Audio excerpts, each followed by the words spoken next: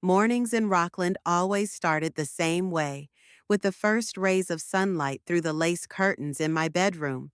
I was used to waking up early, long before the neighbors left their houses to go to work. At 65, the regimen was my salvation and curse at the same time. My body refused to sleep past 6 in the morning, even if I had stayed up late the night before with a book.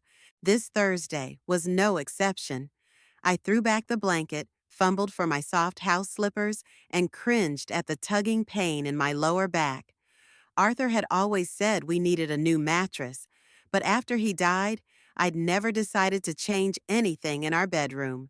5 years had passed, and his stuff still took up half the closet, as if he could come back at any moment and resent me for throwing away his favorite tweed jacket.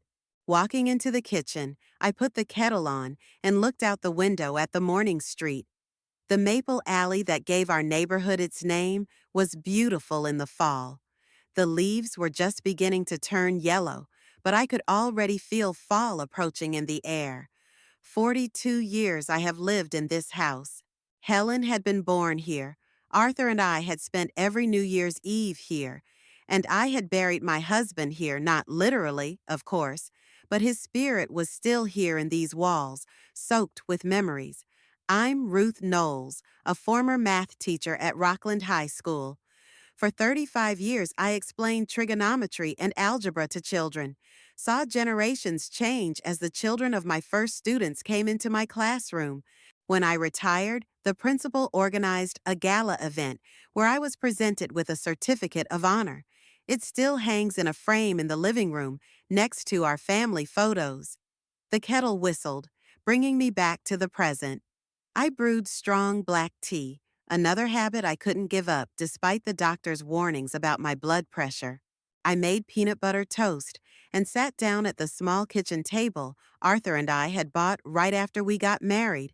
At the time, that table had seemed like a temporary solution until we saved up for something more substantial. But the years passed, Helen came along, and the temporary table became a witness to our entire married life. Helen. At the thought of my daughter, I felt a familiar prick of disappointment. Our relationship hadn't always been so strained. As a child, she had been my pride, smart, capable in math, always with a book. Arthur and I had high hopes for her, dreams of university, a good career. But everything changed when she met Peter in her second year. I remember the day she brought him to meet us. A tall, well-dressed young man with impeccable manners and empty eyes. He spoke the right words, smiled at the right moments, but I immediately sensed falseness. A mother's intuition? Perhaps. Or just the life experience of a teacher who had learned to recognize insincerity from years of working with teenagers. Arthur was wary, too, but was more diplomatic. "Give them a chance, Ruth," he said after Peter left. "She's a big girl. She's got to make her own bumps." But I couldn't keep quiet when Helen announced that she was giving up her studies to marry Peter. Our conversation turned into an argument like we'd never had in our house before. "You're just jealous," Helen shouted then, flashing eyes so similar to mine. "Jealous that I've found true love, and not like you. A lifetime with one man, in one house, in one boring job." Her words hurt me deeper than she could have imagined, not because they were true. I never regretted my choice and considered myself a happy woman, but because I saw how little my daughter understood about true love and happiness. She saw stability as boredom, devotion as lack of choice, my love with Arthur as routine. Helen married Peter a month after that fight. Arthur and I attended the wedding, even though I was against it. "She's our daughter, no matter what," he insisted, and I couldn't argue with him. At the ceremony, Helen shone in her white dress, and I cried quietly, not with joy, but with a premonition that she was making a mistake. Time proved that I was right. Peter turned out to be not only an empty man, but a calculating one. He never worked a real job, always some scheme, project, startup that led nowhere. Helen had to take a job as an accountant to support them both while her husband looked for himself. When their twins were born, Peter insisted on a nanny, even though they were barely making ends meet. My offer to help with the grandchildren was rejected. Peter didn't want me to have too much influence over them. The relationship with my daughter finally soured after Arthur's death. When my husband died of a heart attack, the world stopped for me. I was lost, crushed by grief. Helen came to the funeral, but the very next day, she started talking about selling the house. Why do you need such a big house, Mom? You're alone now. It's unsustainable. Sell it, buy a smaller apartment, and the rest of the money. She hesitated, but I knew what she meant. Peter was up to some business again, and they needed money. This house is all I have left of my father and I's life, I replied then. I'm not going anywhere. From then on, every visit turned into the same play. First, the small talk, the questions about their health, the grandchildren they brought less and less often, and then the invariable, "Have you thought about moving, Mom?" I sighed and looked at the wall clock. 8 in the morning. The day was just beginning, but I was already feeling tired. It was happening more often lately, not physical fatigue, but the emotional exhaustion of being alone and fighting Helen and Peter for the right to stay in my house. I finished my tea, washed my cup, and decided to do some cleaning. The house needed a woman's hand, and housework always helped me think.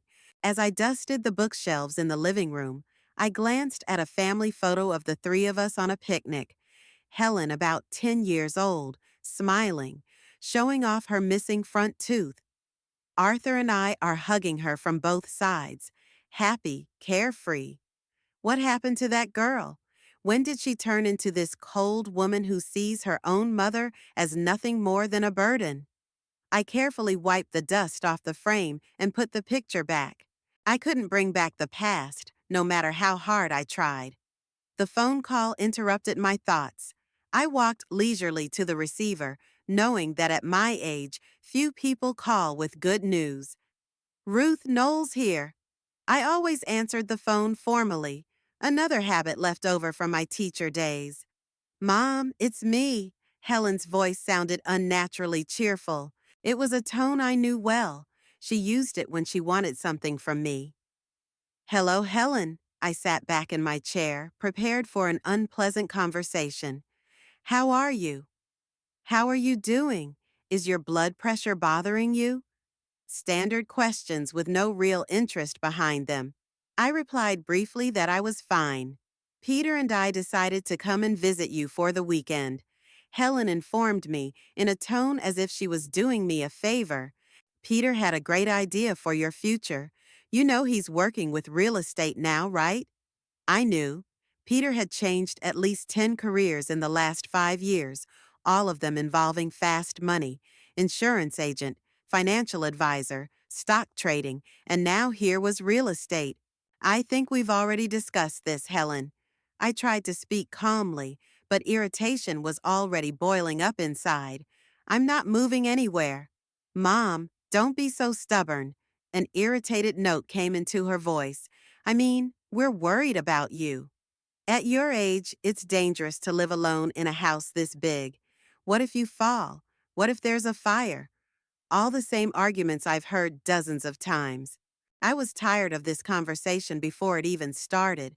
I'm doing just fine on my own, Helen. And I have neighbors who look out for me. Oh, Mom.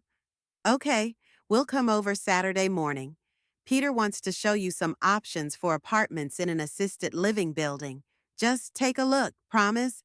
I knew it was easier to agree than to argue over the phone. Besides, I'd have 2 days to mentally prepare myself for another battle. Okay, I'll look into it, but I can't promise anything. After talking to Helen, I felt anxiety overwhelm me. Every visit from them exhausted me emotionally. And it wasn't just the constant pressure to sell the house. Seeing what my daughter had become, how she let Peter manipulate her, how distant she was from me, it all hurt. I went to the window and looked out at my manicured yard. the beds of chrysanthemums I'd planted in the spring, the old apple tree that Arthur and I had brought a sapling from the nursery. This house wasn't just a building, it was a part of me, my history, my refuge, and I wasn't going to leave it, despite Helen and Peter's best efforts.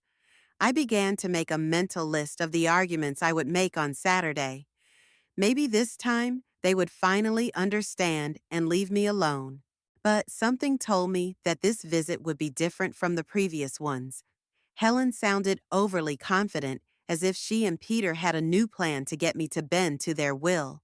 I took a deep breath, trying to calm my racing heart.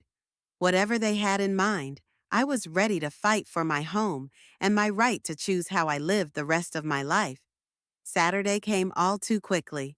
I woke with the first rays of the sun and lay staring at the ceiling for a long time. The familiar cracks above the bed were folded into patterns I'd learned over the decades. Somewhere in the back of my mind, I hoped that Helen would change her mind, that Peter would find a more profitable victim for his machinations, that the day would go on as usual with a book in the garden and tea on the veranda. But at precisely 10 o'clock, I heard the sound of a car pulling up. Peter always arrived at exactly the right time, the only trait of his that could be considered positive if it weren't so mechanical. I fixed my hair in front of the mirror in the hallway, pulled on a simple house dress, and opened the door. Helen looked tired, despite her flawless makeup. She was still a beautiful woman in her 42, but the wrinkles in the corners of her eyes and the tense line of her mouth betrayed her hard life with Peter. I often wondered if she realized that her marriage had not brought her happiness, or if she continued to delude herself. Mom! She hugged me with feigned enthusiasm, and I could smell the expensive perfume. You look beautiful. The phrase sounded every time, like a memorized line from a play we'd acted out over and over again. Thank you, darling. You too. Peter stood behind her back, smiling his fake smile. He remained trim and stylish in his 45, but the wrinkles between his eyebrows had grown deeper, and there was a feverish glint in his eyes of a man who was constantly calculating his gain. Ruth, you're as fit as ever, he said, extending his hand for a handshake instead of a hug. That formality had persisted between us for years. And the house looks cozy. He said the last word with a slight hesitation, as if he were choosing the least offensive option. I knew what he meant: old-fashioned, dilapidated, unkept. Even though I tried my best to keep the house in order, it was impossible to hide some of the signs of age. Peeling paint on the windowsills, worn parquet in the hallway, faded wallpaper in the living room. But to me, every such detail was part of the house's history, its character. Come on in, I stepped back, letting them inside. I made dinner.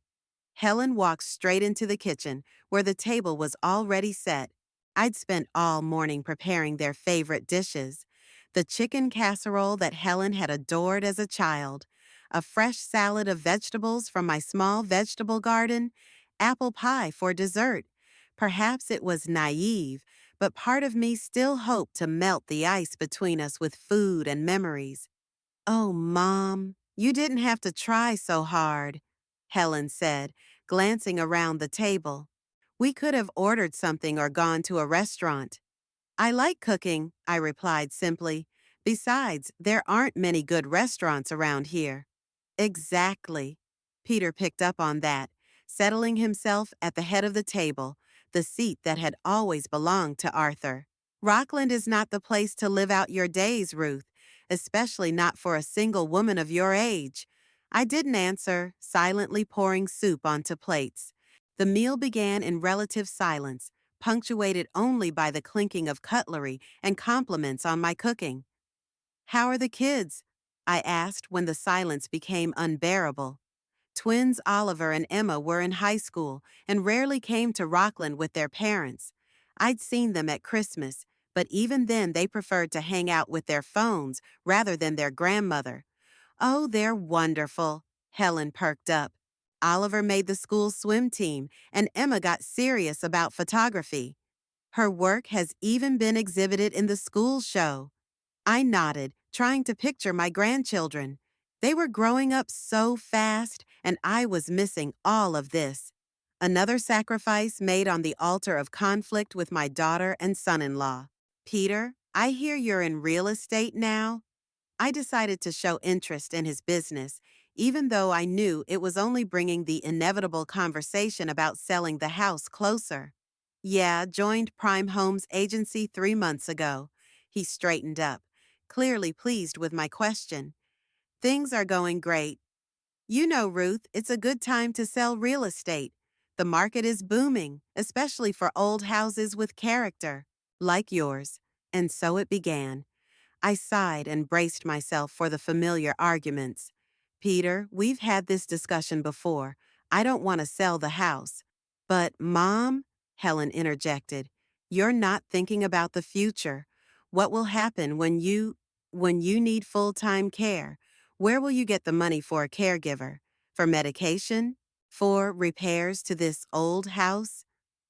I have a pension and savings, I replied calmly, though everything inside clenched at her words. I've been frugal all my life. A teacher's pension won't even be enough for medicine if you get seriously ill. Peter shook his head with feigned concern. We've seen so many cases of elderly people losing everything because of medical bills. We wouldn't want you to be in that situation. Besides, Helen continued, as if they had rehearsed this conversation, this house is too big for you alone. You can see you can't handle the cleaning anymore.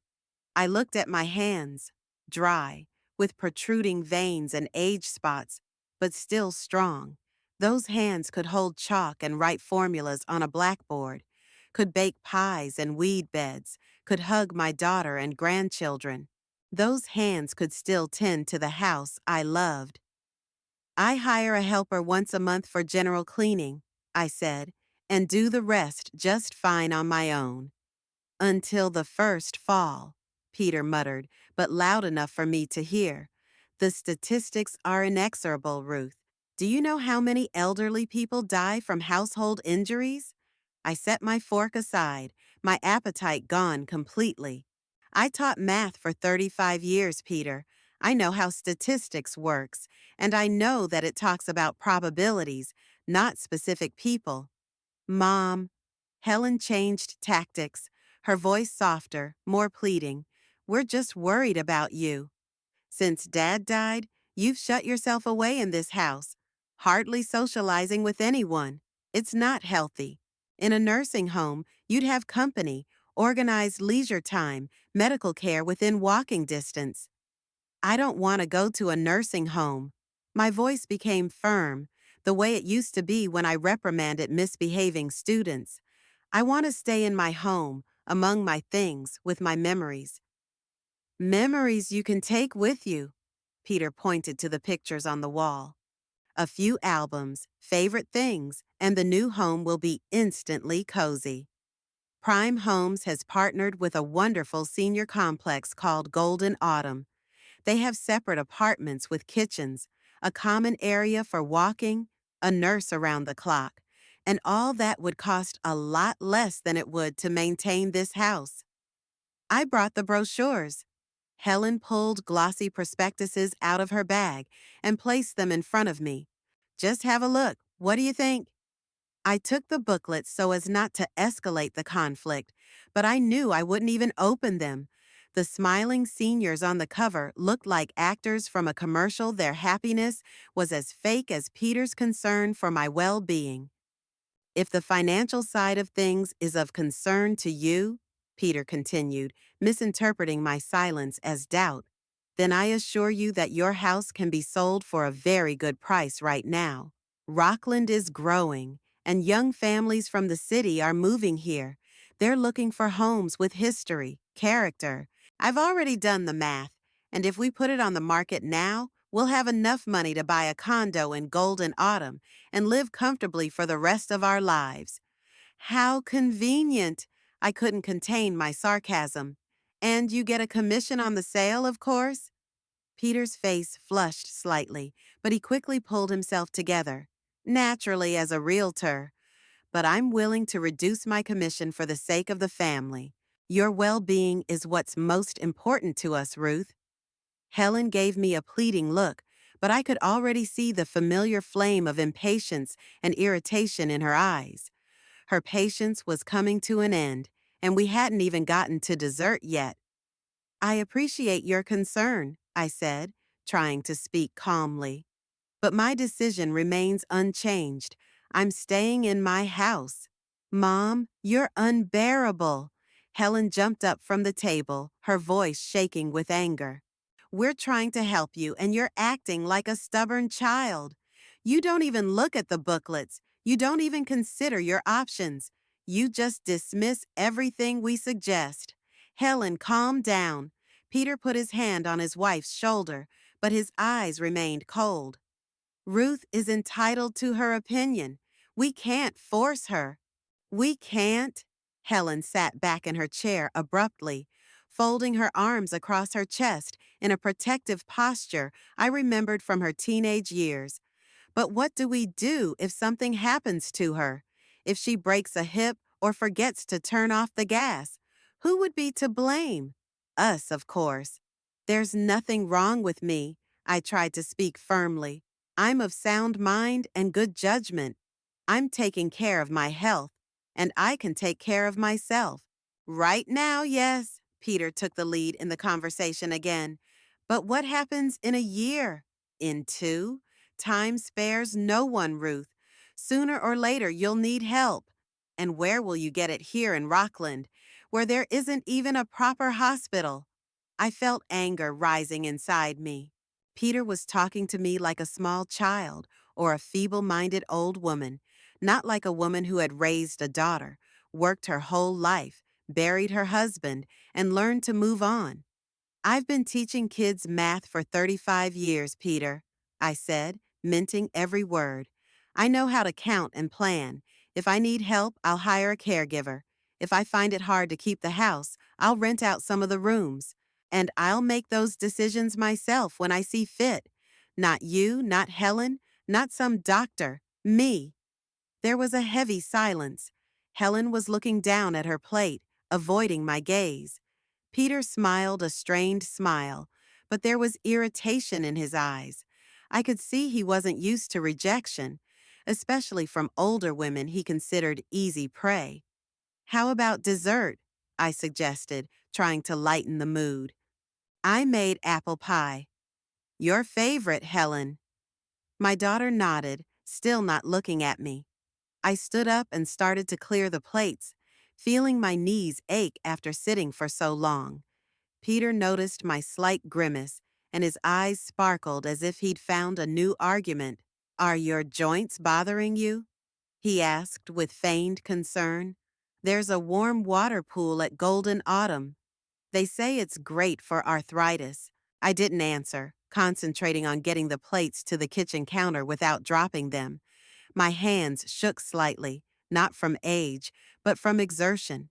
The rest of dinner passed in tense silence, occasionally interrupted by Helen's attempts to talk about neutral topics.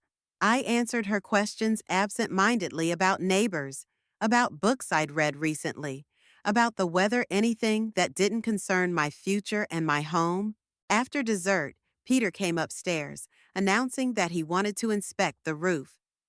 Just to make sure everything's in order before winter, he explained with the same fake concern.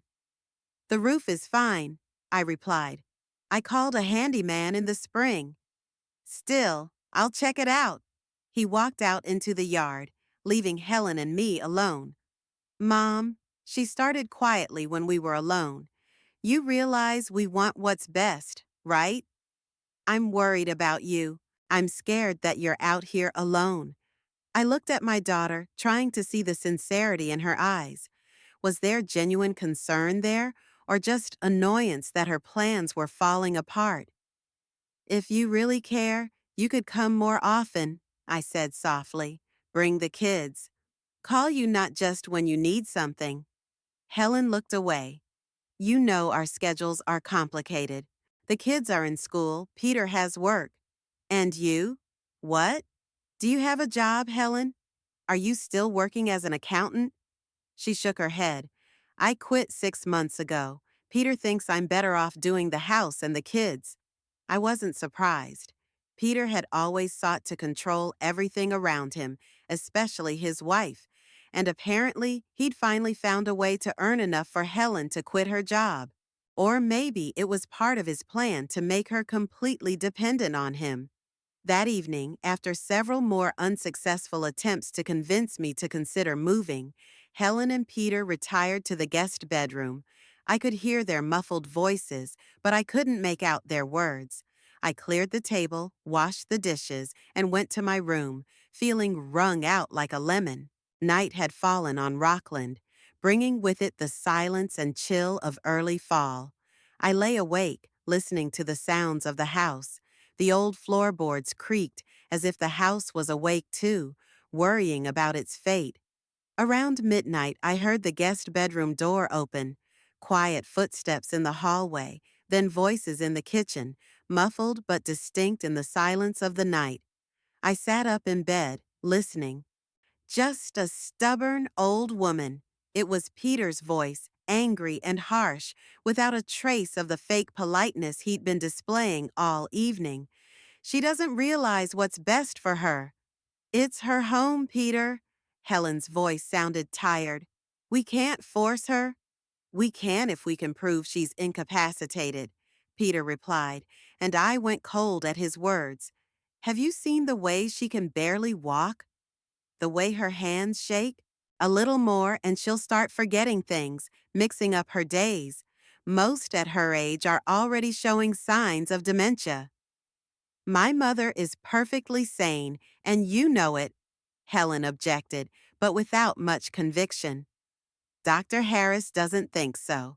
Peter's voice took on a smug note. I spoke to him last week. He agrees that living alone in her condition is irresponsible. If we ask him to examine her, you talked to her doctor? Helen sounded shocked. Peter, that's illegal. I didn't divulge any medical information. Peter brushed it off. Just asked his opinion as a professional. Look, Helen, this house is worth about $300,000 right now.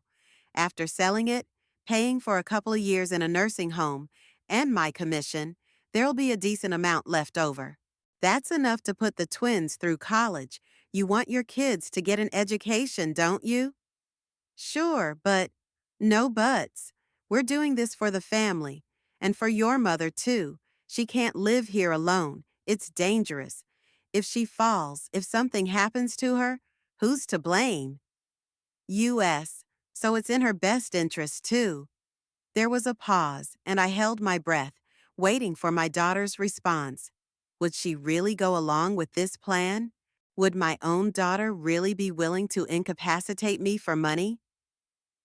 I don't know, Peter, Helen finally said. It seems wrong. Is it right to leave her here to die alone? Peter's voice became quieter, more ingratiating. Is it right to let her spend money that could have secured your children's future? Your mother has lived her life, Helen. Now it's our turn. And it's our responsibility to take care of the twins. Silence again, then Helen's heavy sigh. Okay, she said so quietly I could barely hear. What do you suggest? The plan is simple. Peter perked up. We leave tomorrow, ostensibly recognizing her right to stay. Then I arrange with Dr. Harris for an examination. You take time off work. We arrive with the paperwork and the doctor and… Their voices grew quieter. They must have gone back into the bedroom, and I couldn't make out the words anymore. But what I heard was enough to realize that my fears were confirmed. They were indeed planning to take my house away from me and declare me incompetent. And my own daughter was willing to be a part of it. I lay awake until dawn, thinking about what I had heard and trying to decide what to do next. Resentment and fear fought inside, resentment at my daughter betraying me for money, and fear that their plan might work. What if Dr. Harris really did find a reason to declare me incompetent?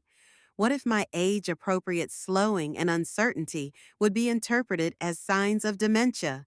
By morning, I had made a decision. I would fight. I will not let them take away my home and my freedom. But to do that, I need a plan. And there didn't seem to be much time left to develop one. I woke up at dawn, though I hadn't slept more than 3 hours. One thought pounded in my head. My own daughter and son-in-law were planning to declare me incapacitated and take my house. The thought seemed so wild that for a moment I wondered if I had dreamed it. Maybe the nighttime conversation was just a nightmare born of my fears.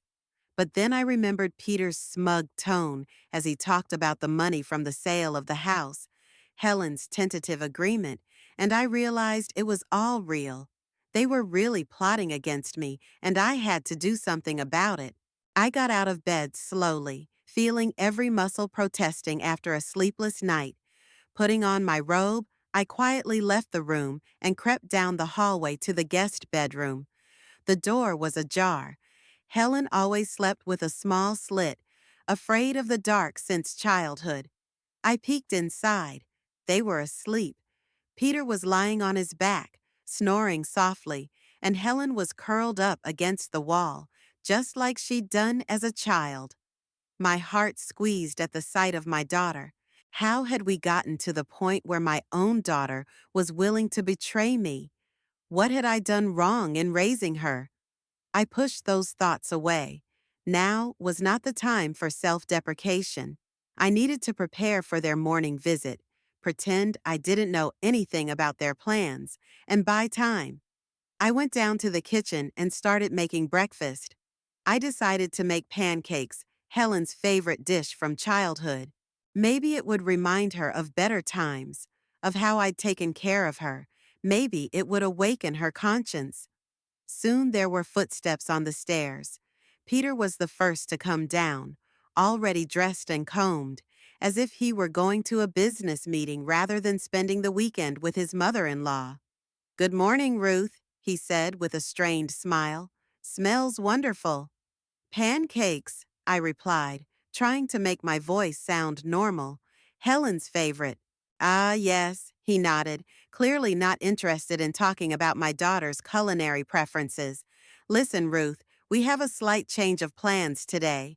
We're going to have to leave earlier than we thought." "Really?"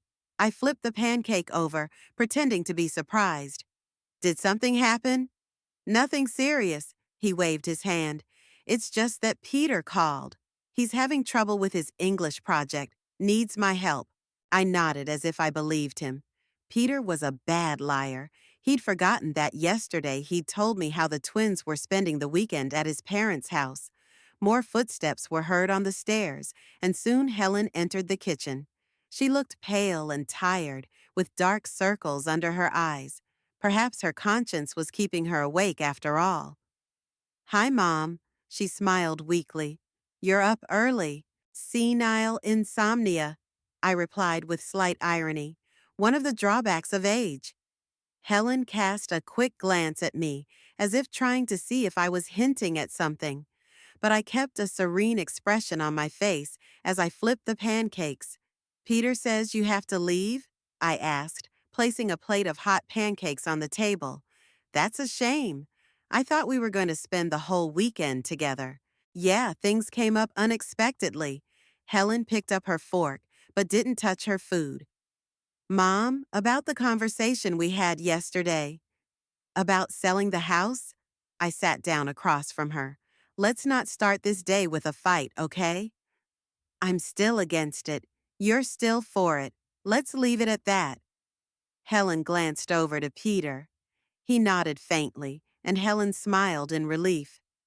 "Of course, Mom." "You're right, we shouldn't spoil the morning." I noticed Peter tense up. My malleability was not part of their plans. They were expecting another fight, which would serve as further proof of my inadequacy.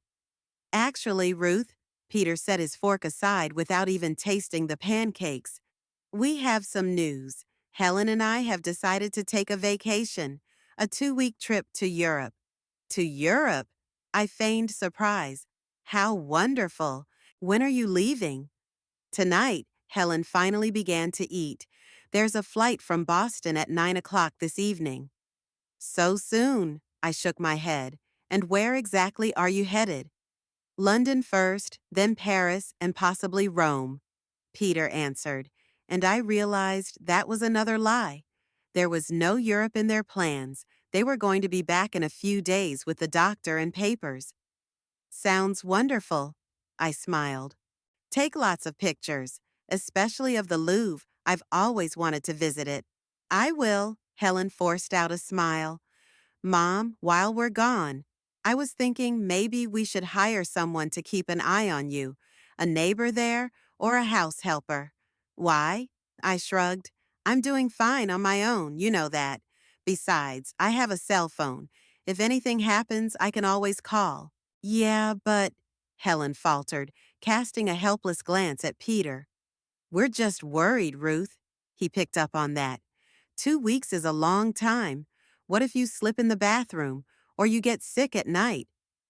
Then I'll call my neighbor Doris or the ambulance. I tried to stay calm. I have their numbers on the refrigerator. Still, we'd feel safer if someone was looking out for you. Peter became more insistent. I can call an agency. They provide caregivers for the elderly. Peter, I looked him straight in the eye. I don't need a caregiver. I'm of sound mind and good judgment, and I don't want strangers in my house while I'm gone. But Mom, Helen began. I said no. I stood up, gathering my plates. If it makes you feel more comfortable, I can call you every day and let you know I'm okay. Or you could call Doris. She often comes over for tea with me. I saw Peter and Helen exchange glances. Their plan was falling apart. If I was in touch with the outside world, I might be able to tell someone about their scheme. Okay, Peter finally gave in. Just promise me you'll be careful. No ladders, no heavy lifting. I promise, I smiled, realizing I'd won the first round. The rest of the morning passed in tense calm. Helen and Peter were packing. I pretended to do the usual household chores. Neither of us brought up the subject of selling the house or my health. Around noon, as I was washing dishes in the kitchen, Helen approached me. She looked nervous, rubbing the edge of her blouse, a gesture she had when she felt guilty. Mom, can I ask you a favor? She began tentatively. Of course, dear. I wiped my hands with a towel. What is it? My phone is almost dead, and I left the charger at home. She pointed to her smartphone. Can I use your phone to call Lizzie's mom? She has to pick up the twins tonight from her parents. I knew right away it was a trap. Lizzie was Helen's high school friend, whom they hadn't spoken to in about 10 years. Plus, Helen had just blurted it out. If the twins were at Peter's parents' house, why call Lizzie's mother? Of course, I nodded, pretending not to notice the discrepancy. My phone is on the nightstand in the hallway. Helen nodded and walked out. A minute later, I heard her discussing something quietly with Peter in the hallway. I continued washing the dishes, straining my hearing. Got it, but it needs to be turned off. Helen's scraps of phrase reached me. Internet, too, Peter replied. So they planned to take my phone and disconnect the internet so I couldn't contact the outside world. My old computer was in the study upstairs. I rarely used it, preferring to check emails on my phone, but right now it could be a lifesaver. If I could just send a message to someone. But before I could do anything, Helen and Peter came back into the kitchen. Their faces expressed feigned concern. Mom, there's bad news, Helen began. The airport called. Because of the strike, our flight has been postponed until 7 this evening. We need to leave right away. So soon? I wiped my hands. But you haven't even had lunch. That's okay. We'll grab a bite on the way. Peter was already pulling out his car keys. I'm afraid we really have to go, Ruth. Traffic can be heavy, and we still have to go through registration. Sure, fine, I nodded, realizing that now they were going to leave and probably lock me in. I had to be prepared at least somehow. I'll just grab my meds from the bathroom, I said, heading for the stairs, just in case. Before Peter could object, I was already heading up the stairs. Reaching the bathroom, I quickly grabbed my blood pressure medication, but instead of going back in, I snuck into the study. The computer was off and I didn't bother turning it on. There wasn't time for that. Instead, I opened a desk drawer and pulled out an old notebook with phone numbers in it. Stashing it in my robe pocket along with my medication, I went back downstairs where Helen and Peter were already standing at the front door with their suitcases. Here I am, I waved the vial of pills. It's best to be reassured. Of course, Helen hugged me, and I could feel her tense. Mom, we'll call you when we get there, okay? I'll be waiting, I smiled, knowing there would be no call. Have a safe trip. Peter gave me a formal hug, patting me on the back. Take care of yourself, Ruth, and remember what we said.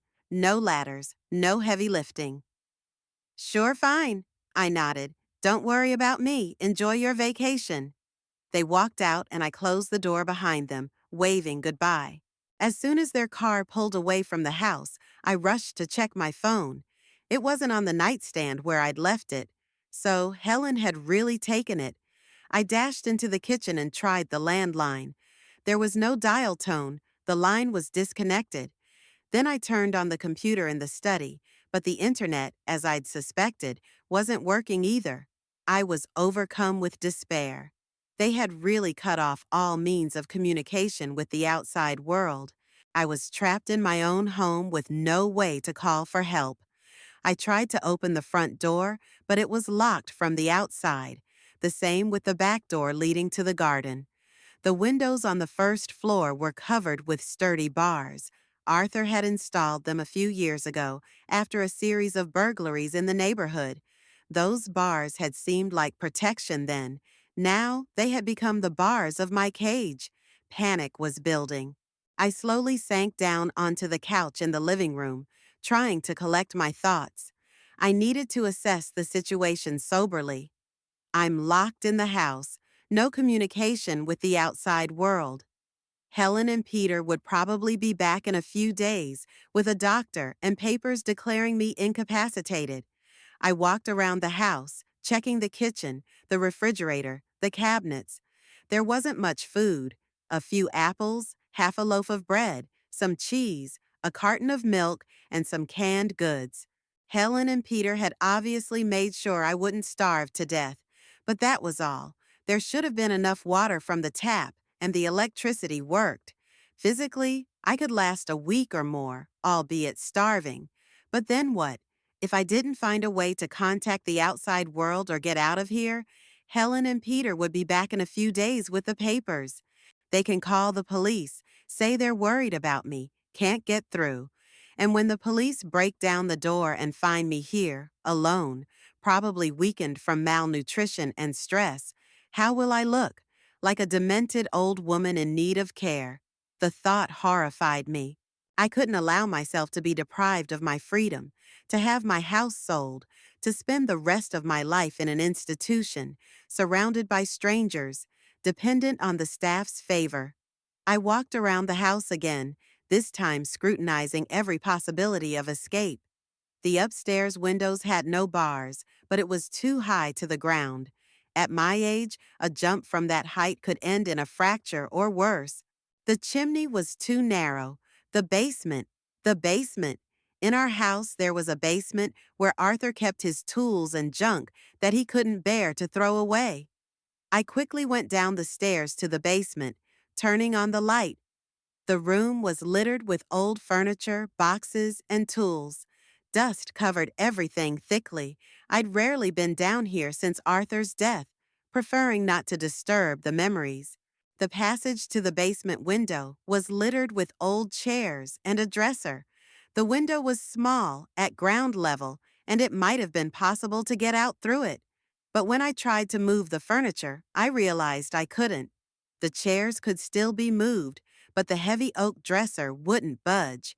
I sank down on the old chair in despair, tears welling up in my eyes. Was I really doomed? Would my own daughter really get rid of me so easily? No, I said aloud, and my voice echoed off the basement walls. No, I'm not giving up.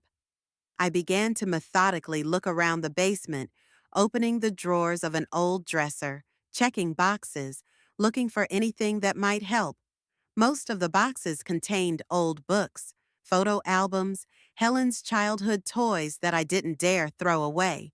In the far corner of the basement was Arthur's old closet where he kept his tools. I opened it, turning the rusty key with difficulty. Inside were dusty tools, hammers, screwdrivers, pliers. They might come in handy, but not for escape. I was about to close the cabinet when my gaze fell on a small wooden box on the top shelf. I didn't remember it. Perhaps it had always been there, hidden behind other things. Reaching down with difficulty, I removed the box and opened it. Inside was a set of strange metal tools of various shapes. It took me a few seconds to realize what they were: lock picks. A set of lock picks that Arthur had apparently kept all these years. I was shocked. My law-abiding, honest Arthur had kept a set of lock picks? Why, I'd never noticed any interest in picking locks. But then I remembered that in his youth he had been a keen locksmith, even working as a locksmith's assistant for a while before becoming an engineer. Maybe the lockpicks are from that time? It didn't matter where they came from. All that mattered was that now I had a chance of escape. If I could open the front or back door lock, I could get out of the house and call for help. There was only one problem. I had no idea how to use lockpicks. I'd never picked a lock before, and I had no idea which way to approach it. I went upstairs carrying the box of lockpicks with me and walked to the front door. The lock looked sophisticated and modern. Peter had insisted on replacing it a few years ago when thefts had increased in the neighborhood. I doubted I could handle it without experience. The back door was older, with a simpler lock. It might be easier to deal with. I went back to the kitchen and started looking at the lockpicks, trying to figure out how to use them. Suddenly, I remembered something. Years ago, when we first moved into this house, Arthur had accidentally slammed the door shut, leaving the keys inside. Then he did something to the lock, and the door opened. I stood nearby watching him manipulate some tools, and he explained what he was doing. "You see, Ruth," he said then, "you have to feel the pins inside the lock. When they fall into place, the lock will open." I strained my memory, trying to remember more. Arthur had shown me how to hold the lockpick, how to insert it into the keyhole, how to turn it slowly until you felt the pins fall into place. That was 50 years ago, but some memories don't fade with time. I took two lockpicks, one thin and curved, the other L-shaped, and walked to the back door. Inserting the thin lockpick into the keyhole, I began to turn it slowly, trying to feel the mechanism inside. The L-shaped lockpick I'd used to turn the lock as Arthur had explained. Nothing happened. I tried again and again, changing the angle, the pressure, but to no avail. After an hour of trying, my hands began to shake from fatigue and strain. I decided to take a break, drink some tea, and gather my thoughts. Sitting at the kitchen table, I looked at the lockpicks, thinking about the situation I found myself in. My own daughter had locked me in the house, leaving me with no communication and almost no food, planning to come back and declare me incapacitated. "You're going to rot in here." I remembered Helen's last words to me before the door slammed shut. Words full of rage and resentment that I never expected to hear from my own child. How did we get to this point of hatred? Was it really all about the money? Or was there something else in our history that I'd missed? Some resentment that I hadn't noticed but had grown over the years? I pushed those thoughts away. Now was not the time for self-examination. I had a specific task, getting out of the house, and I had to focus on it. After drinking my tea, I went back to the back door and took up the lockpicks again. This time, I tried a different combination, a thicker lockpick and a different angle. The work was painstaking and required patience, which I was fortunate enough to have. Years of teaching math had taught me not to give up at the first failure. It was another hour before I felt some movement in the lock. One of the pins seemed to fall into place. I continued working, trying to take my time despite my growing excitement. After another half hour, the second pin gave way. Then the third.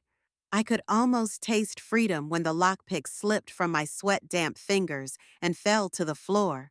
I cursed softly, a habit left over from when Arthur and I had hitchhiked across the country, but then squashed by years of teaching and the need to be an example to my students.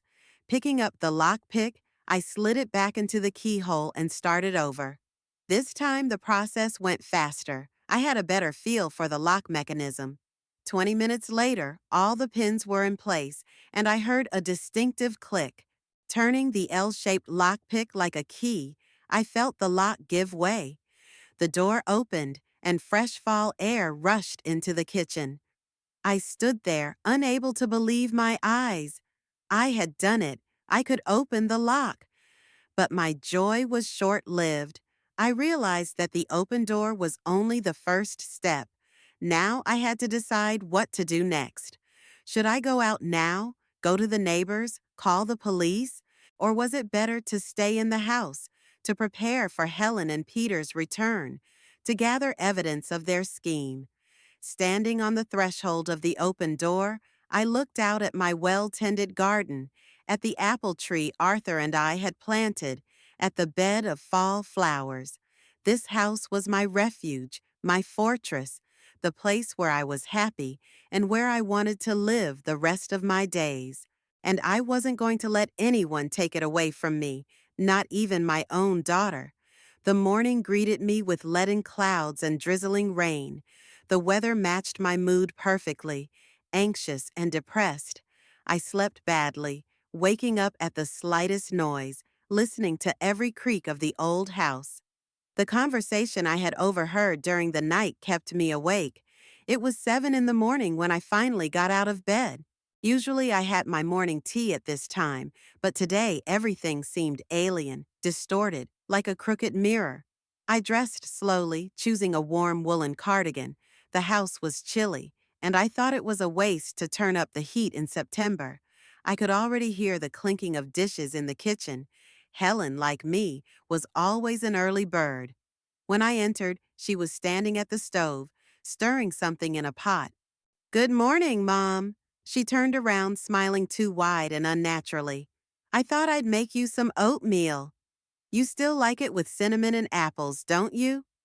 "Morning." I sat down at the table, watching my daughter. Helen's thoughtfulness was ostentatious and fake, as was her smile. "Yes, thank you." "How did you sleep?" She placed a steaming plate in front of me. "Not bad," I lied. What good would it do to tell her I'd spent the night pondering their betrayal? Helen nodded and sat down across from me. She didn't touch her food, just twirled her coffee cup in her hands. I knew the gesture. It was what she always did when she was nervous or about to say something unpleasant. "Mom, Peter and I have something to tell you." I pretended to be surprised. "What's wrong?"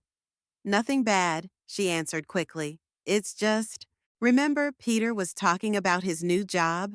Well, his company offered us an incentive trip, a 2-week trip to Europe. It's all paid for, flights, hotels, excursions." I nodded slowly, pretending to take in this news for the first time. "And when are you leaving?" "That's the whole point." Helen swallowed nervously. "Tonight. The flight's tonight, and we still have to stop by the house to pick up our stuff." "Tonight? So soon?" I feigned surprise. "But what about the twins?" "They're staying with Peter's mom," Helen answered a little too quickly, as if she'd prepared her answer in advance. "You know how they love to visit their grandmother?" At that moment, Peter entered the kitchen, already fully dressed and combed, as if he was going to a business meeting rather than a family breakfast. "Good morning, Ruth," he said with fake cordiality. "How are you feeling today?" "Fine." I looked him straight in the eye. Helen tells me about your unexpected trip. Yes, an amazing opportunity. Peter smiled, but his eyes remained cold. The company is very appreciative of my efforts. 12 days in the finest hotels in Europe. It's impossible to turn down something like this. Of course, I agreed, noting to myself how the trip had changed from 2 weeks to 12 days. Another little lie in their web of deception. I'm happy for you. Peter sat down at the table, taking a bite of the scrambled eggs Helen had set in front of him. There's just one problem, he began, casting a quick glance at my daughter. We're worried about you, Ruth. About me? I raised my eyebrows. Why would we be? Well, you'll be here alone for almost 2 weeks. Peter spoke slowly, as if he were explaining to a child. At your age, it might not be safe. At my age, I repeated with slight irony. Peter, I've been living alone for 5 years. I'm doing just fine. Yes, but, Helen intervened, you're usually on call. We can call, see if everything's all right. And from Europe, it's going to be more difficult. Time difference, roaming. I have neighbors, I reminded her. Doris comes over almost every day. That's not good enough, Peter retorted. We think it would be best if you moved into a nursing home for this time. Temporarily, of course. I've already called Golden Autumn. They have rooms available. That's it. I expected something like this, but I still felt the anger rising inside. They weren't even trying to hide their true intentions, to lure me into a nursing home and then make this temporary solution permanent. No, I said firmly. I'm staying home. Mom, be reasonable. Helen's voice grew harsher. We can't leave you alone for 2 weeks. What if you fall down? What if you get sick at night? The same thing that would happen if you were in your house instead of in Europe, I parried. I'll call a neighbor or the emergency services. I'm not helpless, Helen, although you both obviously want to think otherwise. Peter and Helen exchanged glances. I could see their plans starting to fall apart. All right, Peter finally said, rising from the table. If you insist on staying home, we can't force you. But at least let us arrange for a caregiver, someone to come in the morning and evening, to check on you, to make sure everything's okay. I don't need a caregiver, I retorted. I'm of sound mind and good judgment. And I want to be alone in my own home. Is that so hard to understand? Damn hard. Helen suddenly exploded, jumping up from her chair. Her face flushed red with anger. You're insufferable, Mother. We're trying to help, and you're acting like a capricious child. Stubborn, ungrateful. Helen. Peter put a hand on her shoulder, but his voice sounded warning rather than soothing. Not now. But Helen was unstoppable now. Years of pent-up resentment and irritation burst out. Always the same thing. You never listen. You think I like worrying about you every day? You think I like being tied to this godforsaken town because of your stubbornness? No one's tying you down, I replied, trying to remain calm even though my heart was pounding at her words. You're free to do whatever you want. So am I. Free? You call it freedom to rot in an old house, clinging to the past, refusing to live a normal life? That's not freedom, Mom. It's fear. You're afraid of change, afraid to admit you're getting old, that you need help. I looked at my daughter, not recognizing her. Where had my little Helen gone, who used to come to me with broken knees and ask me to kiss them so they wouldn't hurt? Who showed me her first drawings and poems? Who cried on my shoulder when her first boyfriend dumped her? I'm not afraid, Helen, I said quietly. I just want to live the rest of my life in my house, among my things, with my memories. Is that so much to ask? Yes, when those memories are worth a fortune, she blurted out, and I realized we'd gotten to the point. This house is worth money, Mom. Money that could go towards the twins' education, towards our retirement, towards a new yacht for Peter? I finished the sentence, and my daughter stammered. Peter, who had been silent until then, stepped forward. I think this conversation has gone too far, he said with feigned calm. Ruth, we just want what's best for you. But if you insist on staying here, we can't force you. However, I must insist on some precautions. What kind? I asked, though I had already guessed. I'll turn off the gas before we leave, just in case there's a leak, Peter began to enumerate. And I'll leave you with food that doesn't need to be cooked. An electric stove can be dangerous. And I'll take your cell phone, Helen added, still seething with anger. You don't know how to use it anyway. All you do is lose it and then panic. I know how to use a cell phone just fine, I countered, and I needed to communicate with the outside world. You have a landline, Helen retorted. I wanted to say that I knew about their plans to disconnect the phone line and the internet, but held back. Better to let them think I had no idea of their true intentions. Okay, I pretended to concede. Do as you please. Just leave me a list of phone numbers in case of an emergency. Helen nodded, calming down a little. Of course, Mom. And I'll leave you plenty of food. Then it's settled. Peter clapped his hands together as if we'd just made a good deal. We're leaving in an hour. Helen, why don't you help your mother get ready? In the meantime, I'll take a look around the house, make sure everything's in order. I knew what he was really going to do. Disconnecting utilities, checking windows and doors, making sure I couldn't get out. But I only nodded, keeping a calm expression on my face. The next hour passed in a busy bustle. Helen paced around the kitchen, pulling food out of the refrigerator and cabinets, making a small stack on the table bread, cheese, some fruit, a couple of canned goods. Clearly not enough for 2 weeks, but apparently she expected to be back much sooner. Peter disappeared into the basement, where I was sure he was disconnecting the internet and phone line. I could hear him fiddling with the door locks, making sure they were secure. I sat in a chair in the living room, pretending to read a book, but actually feverishly considering a plan of action. I needed to contact the outside world somehow, or find a way to get out of the house. But first, I had to wait for them to leave. Finally, Peter and Helen gathered their things and began to say goodbye. Helen approached me, still avoiding a direct look. We'll be back in 12 days, she said, hugging me awkwardly. Be careful, Mom, and please don't do anything stupid. Like what? I asked with an innocent look. You know, don't try to cook on the stove, don't go up in the attic, don't worry, Helen. I patted her hand. I'll be sensible. Peter stood at the door, glancing impatiently at his watch. We should get going if we don't want to miss our flight. Helen nodded and headed for the exit. I followed her to see them off. Oh, yeah, I almost forgot. Helen turned around at the very door. Your cell phone, where is it? On the nightstand in the bedroom, I replied, knowing they'd find it anyway if they started looking for it. I'll get it.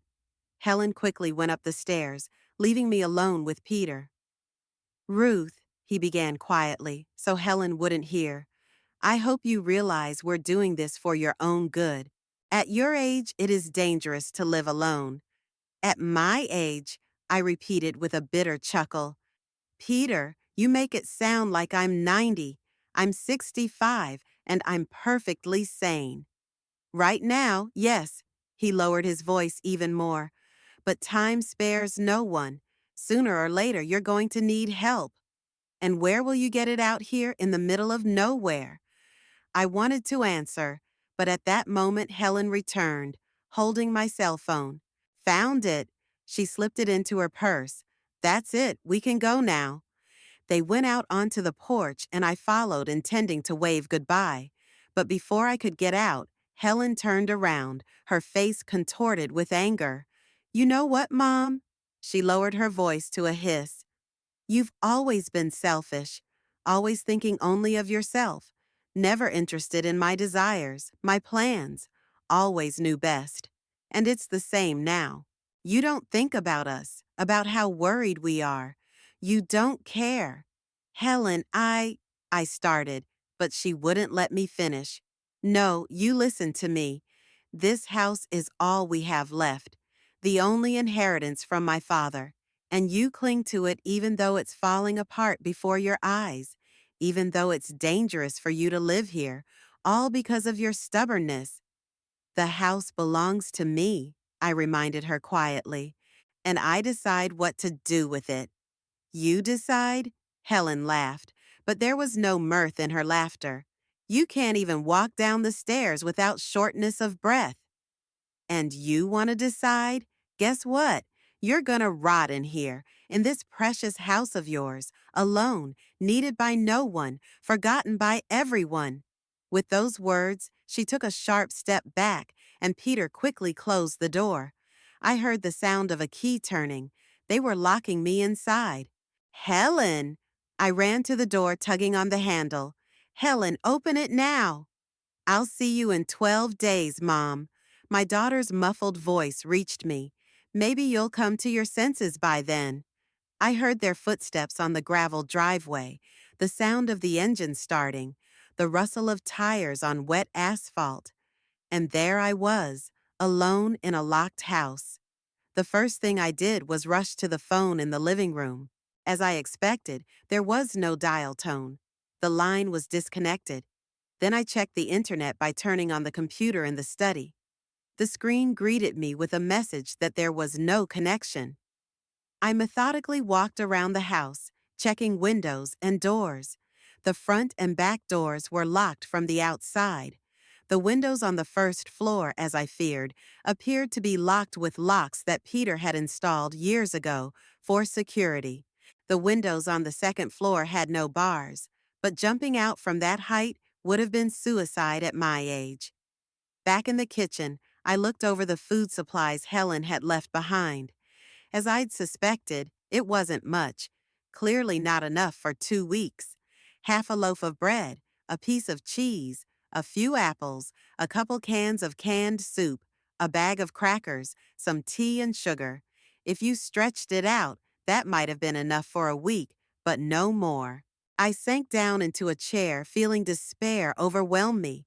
My own daughter had locked me in a house with no communication, almost no food, intending to return in a week or two and find me broken, ready to agree to anything. Or maybe their plan was even more sinister. What if they hoped that in that time I would get seriously hurt, fall, hit my head? Then it would be easier for them to declare me incompetent. No, I couldn't believe that. Helen could be greedy, selfish, but not to that extent. I was still her mother, no matter what. But the fact remained that I was trapped in my own house, with no way to contact the outside world and minimal food supplies. And I had to do something. I went around the house again, more carefully this time, looking for any possibility of getting out. Maybe there was a crevice somewhere, an unlocked window, a weak lock. But Peter was thorough. All the entrances and exits were securely locked. That left only the basement. I'd rarely gone down there since Arthur's death. Too many memories, too much pain. But now I had no choice. I opened the basement door, turned on the light, and slowly made my way down the creaky stairs. It was cool and smelled damp downstairs. The basement was filled with old furniture, boxes of things Arthur and I hadn't dared to throw away, tools he'd once used. I looked up at the small window in the ceiling, the only source of natural light in the basement. It was too small to fit through, even if I could reach it and open it. Frustrated, I was about to head upstairs when my gaze fell on an old closet in the corner, Arthur's closet, where he kept his tools. I stepped closer, struggling to open the creaky door. Inside were tools, neatly arranged on shelves, hammers, screwdrivers, pliers, and in the farthest corner, almost hidden from view, a small wooden box. I reached into it, brushed off the dust, and opened the lid. Inside was a set of strange metal tools of various shapes and sizes. It took me a few seconds to realize what they were. Lock picks. A set of lock picks to open locks. I was shocked. My Arthur, honest, decent Arthur, kept a set of lockpicks. Why? And where did he get them from? But then I remembered that when he was young, he had worked as a part-time locksmith's helper before going to engineering college. Maybe the lockpicks are from that time. It didn't matter where they came from. All that mattered was that now I had a chance at salvation. If I could learn how to use these lockpicks, I could open the locks and get out of the house. I took the box and went upstairs, feeling hope stirring in my soul. I didn't know how to use the lock picks. I had no idea how to pick locks. But I was determined to learn. I had time, maybe not as much as I would have liked, but enough to try.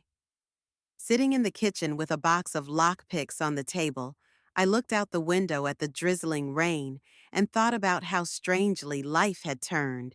My own daughter had locked me out of the house, leaving me to starve to death. And I, a high school math teacher, a model wife and mother, was about to learn how to pick locks like some kind of criminal. If someone had told me a week ago that such a thing was possible, I would have laughed in his face. But there was no laughing now. I was trapped and I had to get out. The first day in confinement passed in a daze. I wandered around the house like a ghost, not knowing what to grab, not knowing how to react to what was happening. I couldn't comprehend that my own daughter had locked me in here, leaving me with almost no food and no way to call for help. Resentment, anger, and panicked fear burst through the numbness. The feelings came in waves, deafening and disorienting. By evening, I pulled myself together. I had to act rationally. I sat down at the kitchen table and made a mental plan. First, I had to assess the situation objectively. Second, allocate the available resources. Third, to look for a way out. The assessment of the situation was disappointing. Peter had carefully locked all doors and windows. The phone line was disconnected, so was the internet. Helen had taken her cell phone with her. Even if I'd managed to open a window on the second floor, the only ones without bars, jumping from such a height at my age would end in fractures at best. As for resources, water was plentiful, electricity worked, but food was scarce. I counted the groceries Helen left behind. If I used it sparingly, it would last a week, maybe a little longer. But Helen had said 12 days. I doubted they were really going to Europe, though. More likely they'd be back in a few days with Dr. Harris and the documents as planned. That thought brought back my resolve. No, I'm not going to sit around and wait for them to come back to declare me incapacitated. I have to find a way out, anything. I didn't sleep much the first night. I lay in bed, listening to the sounds of the old house, making escape plans that my practical mind rejected one by one. Call out the window to the neighbors? No use. The nearest house is 50 meters away, and I can't even open the window. Try to break down the door? Ridiculous. Even in my youth, I wouldn't have had the strength for that. Maybe I could start a fire to call the fire department. But that would be dangerous. And how could I explain setting fire to my own house? I woke up the next morning with a headache and a feeling of anxiety that made my heart clench. Trying to distract myself, I went about my chores tidying up the bedroom, washing dishes, dusting the living room shelves. The familiar actions calmed me down a bit, but they didn't solve the problem. After a meager breakfast, half an apple and a cup of tea, I walked around the house again, searching every corner for a weak spot. Checked all the windows, all the doors, every possible exit. Peter was thorough. Everything locked, closed, barricaded. Even the chimney was too narrow to escape through. By the evening of the second day, I was in despair. Would I really have to stay cooped up here until Helen and Peter came back with their rescue plan? Am I really that helpless? The thought hurt my ego.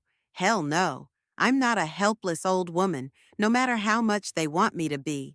I'm Ruth Knowles, who taught math to children for 35 years, who raised a daughter, buried her husband, and learned to move on. I'm not giving up that easily. On the third day, I woke up with a new idea. What if I tried to send an SOS signal using lights? I could turn the lamp on and off at a certain rhythm, hoping someone would notice and realize it was a distress signal. All day long, I sat at a window on the second floor, turning the desk lamp on and off in the rhythm of the famous signal. Three short, three long, three short. No one noticed. The street was deserted. All the neighbors were at work on a weekday, and there were almost no random passers-by in our quiet neighborhood. By the evening of the third day, I felt dizzy with hunger. I saved food as best I could, but my body demanded its own. There was some cheese and one apple left in the refrigerator, a few crackers and a can of canned soup in the cupboard. At this rate, I wouldn't have anything to eat in a couple days. The thought made me think of the basement.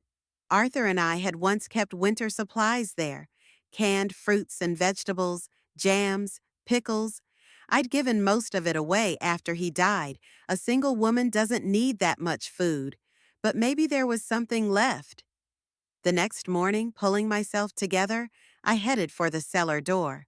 I'd rarely gone down there since Arthur's death. Too many memories, too much pain. But now I had no choice. The cellar door creaked open, as if protesting the intrusion. I turned on the light and began to carefully descend the wooden stairs, holding onto the railing. The steps creaked under my weight, a reminder of how long it had been since anyone had walked down here. It was cool and smelled damp and dusty and old wood at the bottom. Smells that took me right back to 30 years ago, when Arthur and I had first bought this house. Back then, the basement had been a project we'd shared. We'd painted the walls together, installed shelves, dreamed about how we'd turn it into a cozy workshop for Arthur and a pantry for my supplies. The basement looked abandoned now. Dust covered everything thickly, cobwebs hung in the corners, and old furniture was haphazardly arranged against the walls. Peter hadn't been here before he left either. I guess he didn't think the basement was important or just didn't have time. I began to look around methodically, hoping to find something edible. In the far corner were the old shelves where our supplies had once been stored. Most of the shelves were empty now, but I noticed a few jars on the bottom one. As I got closer, I brushed off the dust and found 3 cans of canned peaches, a can of green peas, and 2 cans of stew.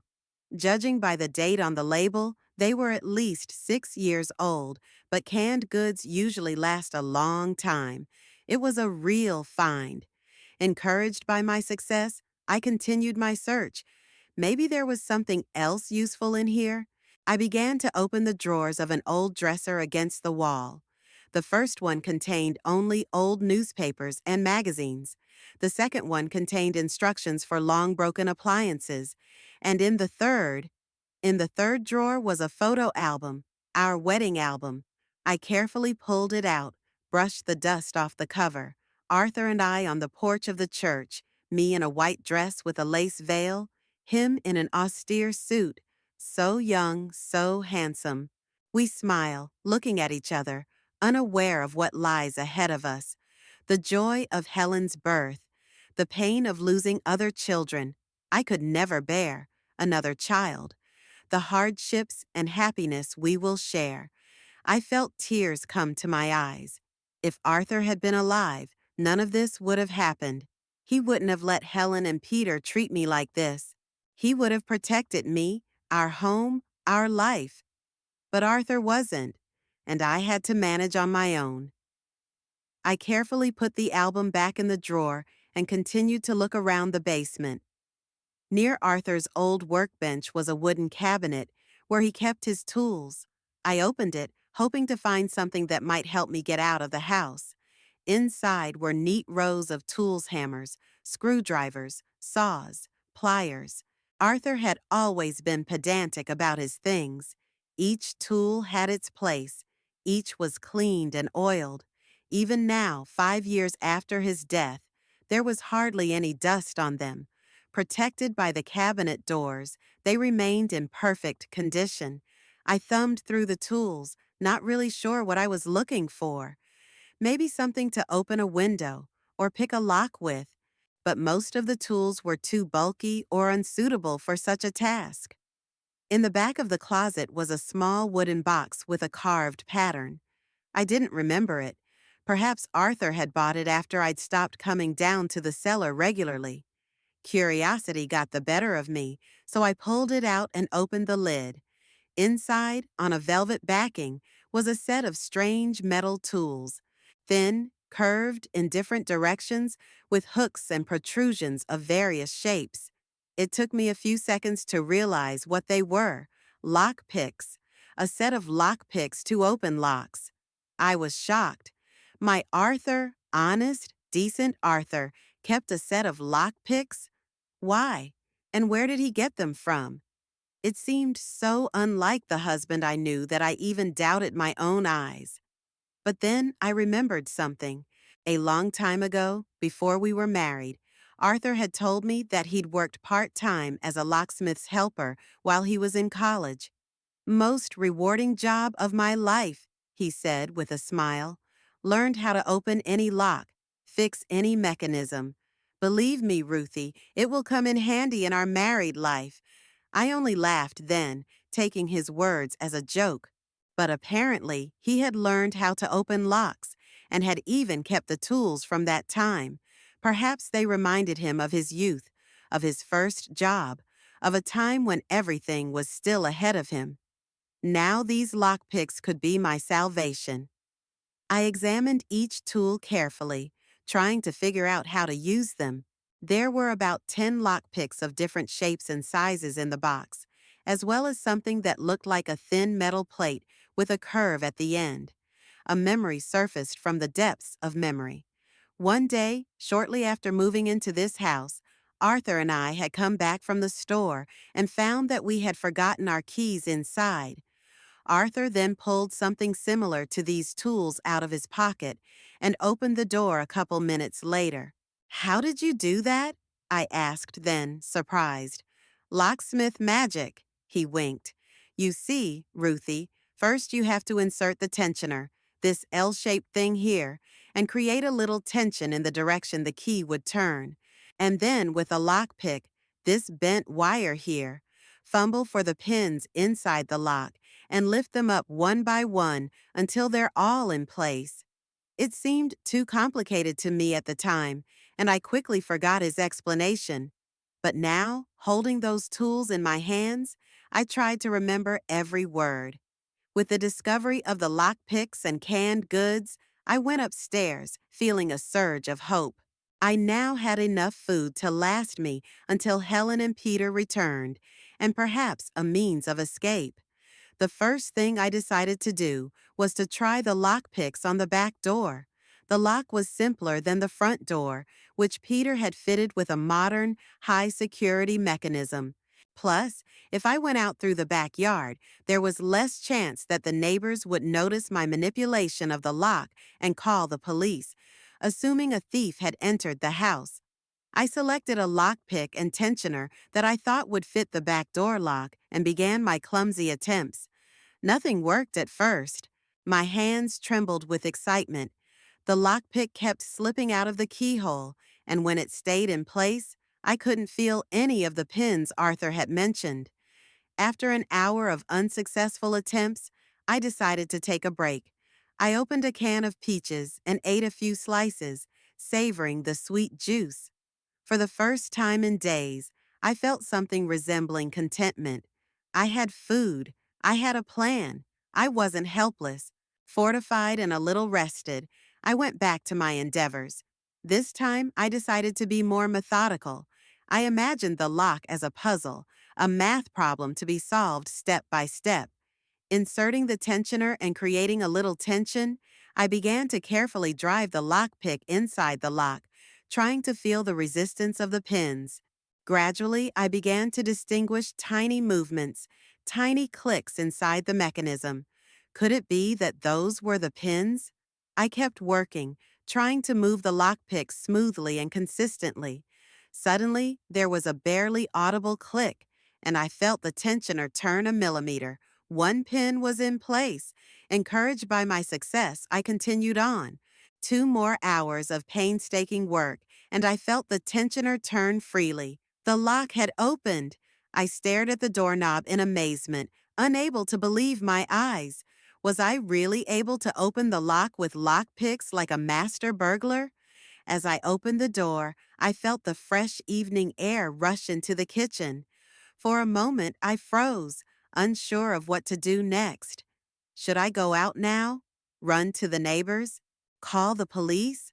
Or should I close the door and wait, prepare for Helen and Peter's return? The decision came quickly. Now was not the best time to run away. It was getting dark outside, and the neighbors might misunderstand my sudden appearance, especially if they saw me holding a set of lockpicks. Besides, I was exhausted physically and emotionally, and I needed to rest and think about what to do next. I decided to leave the task of escape for tomorrow and get a good night's sleep tonight. Now that I had food and a way to get out of the house, I could afford that luxury.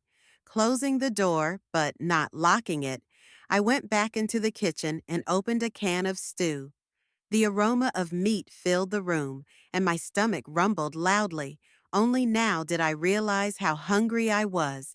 After a hearty dinner, I went up to my bedroom, feeling a pleasant heaviness in my stomach and lightness in my soul. Tomorrow, I would decide what to do next. Maybe I'll go to my neighbor Doris and tell her everything. Or I could go straight to the police, or wait for Helen and Peter to come back and surprise them. But tonight I could sleep well, knowing I was no longer trapped. Before I fell asleep, I went over the events of the last few days once more in my mind. How strangely life had turned. My own daughter had locked me in the house, hoping that hunger and desperation would make me more cooperative. But one thing she didn't take into account was that I'm not the type to give up easily. And more importantly, she didn't know about the little box in the basement, the toolbox that had once belonged to her father. There was something ironic about the fact that it was Arthur, even in death, who came to my rescue, protected me from my own daughter. As if from the afterlife, he held out his hand, reminding me that I was not alone. With that comforting thought, I closed my eyes and for the first time in many days fell into a peaceful, deep sleep, without nightmares or anxious awakenings in the middle of the night. In the basement, in a wooden closet, there was a small box of lockpicks, an inconspicuous treasure that was the key to my freedom. A small piece of Arthur, of his distant youth, of his forgotten skills, that now proved more important than all his engineering accomplishments and solid savings. Locksmith magic, he called it. And now, decades later, that magic had indeed saved me from disaster. The morning was clear and cool. I woke up rested, clear-headed, and determined to get out of this confinement. Yesterday's little victory with the back door had given me confidence, but I knew there was still a lot of work to be done. Over breakfast, sweet canned peaches and some bread, I pondered what to do next. The day before, I had decided to leave the door unlocked, but in the morning, I discovered that overnight the lock had somehow clicked on its own. It must have been the spring mechanism, so I'd have to use the lockpicks again, but now I had experience. I hoped it would be quicker. After breakfast, I took out the lockpick box and scrutinized each tool carefully. They seemed less mysterious to me now that I knew how to use them. I chose the thin, curved lockpick and L-shaped tensioner that had worked best yesterday and headed for the back door. Squatting in front of the lock, I suddenly remembered the day Arthur had first shown me how to use lockpicks. It was shortly after we were married. We had just moved into our first tiny house in the suburbs of Rockland. I went out to get the mail and the door slammed shut on a gust of wind. The keys were left inside. I panicked. There were no cell phones back then. We didn't know our neighbors. And the nearest payphone was at least a mile away. But Arthur only smiled, pulled a leather pouch out of his wallet, and extracted two strange metal instruments. "Don't worry, Ruthie," he said then. "Now I'm going to show you some real magic." I watched in amazement as he inserted the tools into the keyhole and after a few deft movements opened the door. "How did you do that?" I asked, not believing my eyes. "Locksmith magic," he winked. "Want me to teach you?" Of course I wanted to. We spent the entire evening sitting on the porch while Arthur explained to me the construction of locks and how lockpicks worked. He was a patient teacher, showing each movement slowly, explaining what was going on inside the lock. "You see, Ruthie," he was saying, "there are pins inside the lock that need to be raised to a certain height. When they are all in the right place, the lock cylinder can turn freely and the door opens. We usually do this with a key, but you can achieve the same result with these tools." He showed me how to hold the tensioner, creating light pressure, and how to use the lockpick to grope and lift each pin in turn. "The key is to feel the resistance," he explained. "As the pin slides into place, you'll hear a quiet click and feel the tensioner turn slightly. It takes patience and practice, but trust me, this skill could save your life one day." At the time, I only laughed at his dramatics. Who would have thought that 40 years later, his words would prove prophetic? Back to the present, I inserted the tensioner into the keyhole and began to apply light pressure, just as Arthur had taught me. Then I carefully inserted the lockpick and began fumbling for the pins. This time I knew what I was looking for, and the process went faster. I could already hear the barely perceptible clicks as the pins clicked into place, feel the tensioner gradually turning. 15 minutes later, the lock gave way and the door opened. I felt a surge of pride and gratitude toward Arthur. Even in death, he had continued to protect me, to care for me, but I knew that opening the door was only half the battle. Now I had to decide what to do next. Stepping out into the backyard, I took a deep breath of fresh morning air. After 5 days of confinement, freedom seemed intoxicating. I looked around, checking for curious neighbors nearby. But at this time of the weekday, most of the people on our block were at work and the kids were at school. I had to act quickly and decisively. I decided to go to Doris Whitefield, my neighbor and longtime friend. We had been friends since her family moved to our street almost 20 years ago. Doris was a widow, like me, and we often supported each other in times of need. She was one of the few who openly disapproved of Peter, having seen right through him from the start. I went back into the house to change and tidy up. I put on a clean dress, combed my hair, even applied some lipstick. I didn't want to look like a victim. Then I took my purse, put the lockbox in it. I didn't want to leave any evidence in case Helen and Peter returned unexpectedly, and went out the back door. Doris's house was 3 lots away from mine. I walked down the sidewalk at a brisk pace, feeling a strange combination of fear and euphoria. Fear that Helen and Peter would notice me if they suddenly decided to check on me, and euphoria that I'd made it after all, gotten out of the trap. As I approached Doris's house, I knocked on the door. A moment later, she opened, and I saw her eyes widen in surprise. "Ruth? Oh my God, what happened?" Doris looked at me as if she had seen a ghost. "Helen called me 3 days ago, said you'd gone to Boston with them to visit some relatives. So they'd planned for that too, spread false rumors about my departure so no one would bother trying to visit me. Clever. May I come in, Doris?" "I need to tell you something," I said, looking back outside. "Of course, dear." She stepped back, letting me into the house. "You look exhausted. What's wrong?" In the living room, Doris sat me in a chair and offered me tea. I accepted, feeling I needed to gather my thoughts before I began my story. How do I explain that my own daughter locked me in the house and left me to starve to death? How do I explain that I picked the lock with my late husband's lock picks? It all sounded like the plot of a cheap thriller, not the real-life events of a 65-year-old retired school teacher. When Doris returned with tea and cookies, I took a deep breath and began to tell the story.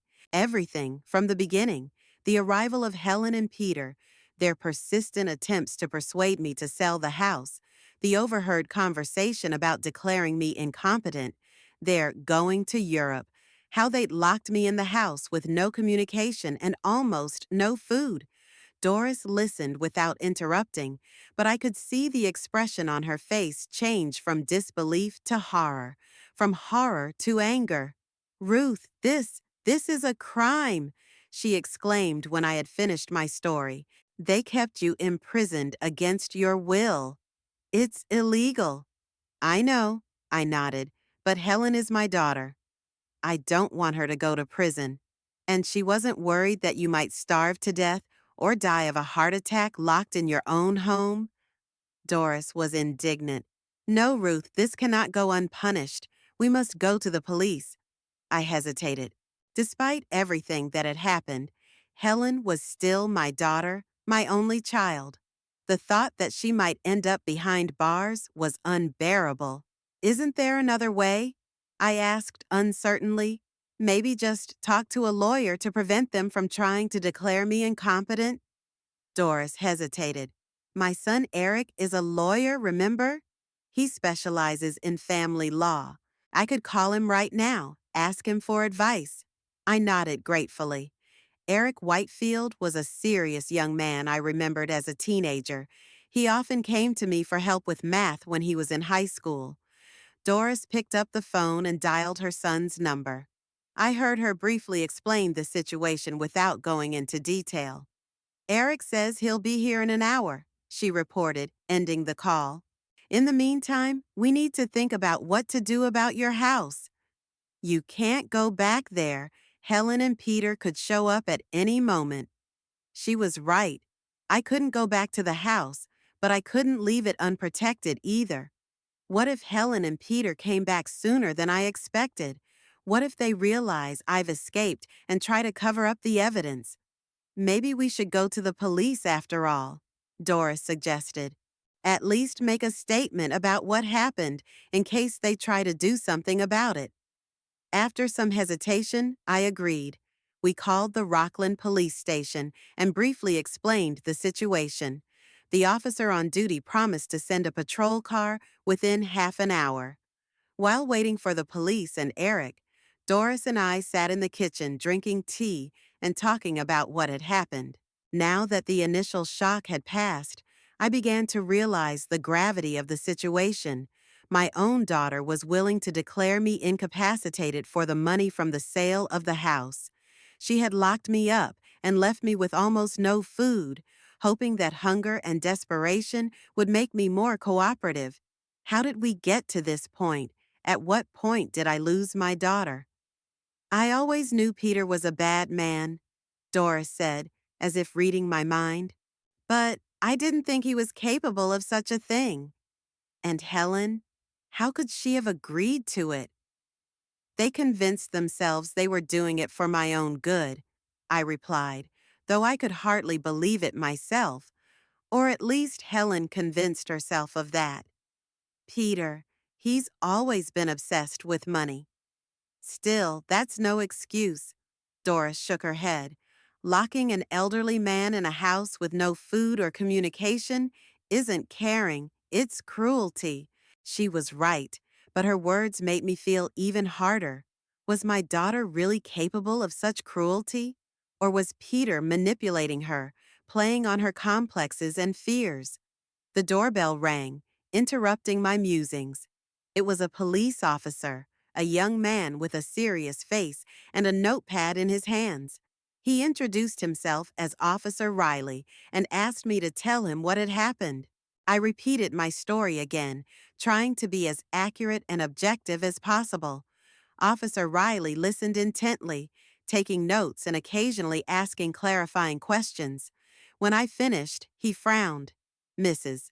Knowles, what you're describing sounds like unlawful imprisonment and possibly attempted harm, he said. Do you wish to press formal charges against your daughter and son-in-law? I hesitated. This was the moment I'd been dreading. Did I want Helen and Peter to be arrested, charged, possibly convicted? But on the other hand, could I let them go unpunished? What if they tried to do the same thing again, but were more thorough next time? Yeah, I don't know, I admitted. I'll have to think about it. I understand. Officer Riley nodded. For now, I can record your statement and begin the investigation. You can decide on the charges later after consulting with an attorney. That sounded reasonable.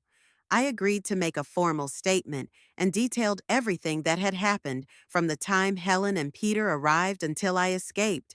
As Officer Riley finished writing down my statement, the doorbell rang again. This time it was Eric Whitefield. He had grown since I'd last seen him and now looked like a real lawyer in a strict suit and carrying a leather briefcase. Mrs. Knowles, he shook my hand, and I saw a mixture of sympathy and professional interest in his eyes. My mom told me about your situation. It's a serious matter. Eric said hello to Officer Riley, and they briefly discussed the legal aspects of what had happened. Eric then turned to me. Mrs. Knowles, from a legal standpoint, you have a strong position. What your daughter and son-in-law did falls under several articles of the criminal code, but I understand your hesitation about pressing charges. I don't want Helen to go to jail, I said firmly, but I have to protect myself and my home. There are several ways. Eric nodded. We can file a domestic violence report and get a restraining order that will keep them from coming near you and your home. We can also file a civil suit for mental and physical damages. And, of course, we will need to take steps to prevent them from trying to have you declared incapacitated. He spoke confidently and clearly, and I felt that for the first time in a long time, I wasn't alone against Helen and Peter. I had support. I had people who believed me and wanted to help. What's your advice? I asked. If I were you, I'd start with a restraining order, Eric replied. That's the most immediate measure. Then we'll conduct a medical evaluation to document your mental health and capacity. Finally, we can file a civil suit that will give you some financial compensation and, more importantly, set a legal precedent they won't be able to ignore in the future. The plan sounded reasonable. I agreed, and Eric began filling out the necessary paperwork for the restraining order. Officer Riley, meanwhile, indicated that he would send a patrol to my house to make sure Helen and Peter hadn't returned and to secure any possible evidence. I also need to inspect the scene, he added. Can you escort me to your house, Mrs. Knowles? I agreed, although the thought of returning to the house where I had been locked up was unsettling. But I knew it was necessary for the investigation. The three of us, me, Officer Riley, and Eric, headed toward my house. Doris stayed home, promising to have dinner ready for our return. As we approached the house, I felt my heart begin to beat faster. This house had always been my refuge, a place where I felt safe. Now it had become a place of confinement, and those memories were hard to erase. I opened the back door with my key. I locked the lock before I left so as not to attract attention, and let Officer Riley and Eric inside. This is where they left my food. I pointed to the kitchen table. As you can see, not much. And this is where Peter disconnected the phone line and the internet. Officer Riley took a few pictures as he continued to record my statement. Eric was looking around the house carefully, as if gathering evidence for a future trial. Do you have the lock picks you used to open the lock with you? Officer Riley asked. I nodded and pulled the box out of my purse. They belonged to my husband. He was into locksmithing when he was younger. Officer Riley examined the lockpicks but didn't confiscate them, apparently not considering them important to the case. When we finished the inspection, we went back to Doris's house, where a hot lunch was waiting for us.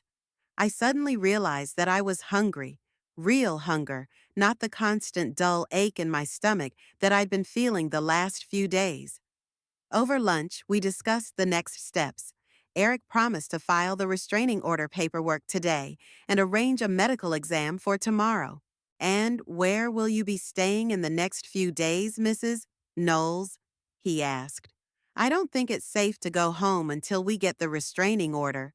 She's staying with me, Doris said firmly, not letting me open my mouth. There are 3 bedrooms in my house, and I'd only welcome the company. I looked at my friend gratefully.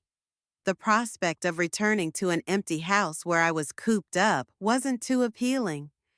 Thank you, Doris, I said, feeling tears come to my eyes. For everything. You're welcome, dear, she patted my hand. That's what friends are for, to support each other in times of need. Tears did flow down my cheeks, tears of relief, gratitude, and sorrow for the relationship with my daughter that seemed irretrievably lost. But as I wiped away the tears, I also felt something else, determination. Determination to protect myself, my home, my life. I won't let Helen and Peter take that away from me. I would fight with the help of the law, with the help of my friends, with the help of that invisible presence of Arthur's that I could still feel around me. I'd gotten out of the trap with his lockpicks. Now I had a more difficult trap to escape, a trap of manipulation, control, and betrayal. But I was ready for the fight. And this time, I wasn't alone. 7 days had passed since I'd escaped the locked house and found refuge at Doris's. 7 days of relative calm, filled with legal consultations, doctor's appointments, and endless conversations with the police. Doris was an angel. She not only gave me a room, but accompanied me to every appointment, supported and comforted me when I was desperate. Eric Whitefield acted quickly and efficiently. The very next day after my escape, he obtained a temporary restraining order prohibiting Helen and Peter from approaching me and my home. I underwent a full medical examination, including mental health tests, and the doctors unanimously concluded that I was fully competent. Eric and I also filed a civil lawsuit, but I insisted that it was only for compensation for moral damages and protection of my rights, with no criminal charges against Helen. Despite everything that had happened, I couldn't bring myself to cause my own daughter's arrest. On the 8th day, I got a call from Officer Riley. A neighbor spotted Peter's car outside my house and notified the police. They returned, unsuspecting. The moment of truth had arrived. You want to go over there? Officer Riley asked. You don't have to meet them, but you have the right to be there. I hesitated.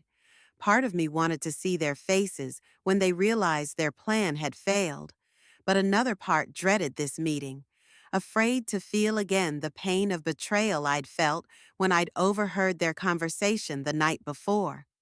Yes, I finally decided. I'll go. Doris volunteered to accompany me, and we traveled with Eric and Officer Riley to my house. On the way, Eric reminded me again that I didn't have to talk to Helen and Peter, and if the meeting proved too difficult, I could leave at any time. When we pulled up, 2 police cars were already parked outside the house. My heart was pounding so hard that it felt like it was going to jump out of my chest. I gripped Doris's hand tightly, grateful for her presence. We went in the back door. The front door was still locked from the outside with Peter's keys. We were met in the kitchen by a young policeman who informed us that Helen and Peter were in the living room with his partner, and they had already been notified of the situation and the restraining order. Taking a deep breath, I entered the living room. Helen and Peter were sitting on the couch, tense and pale. When they saw me, their faces changed.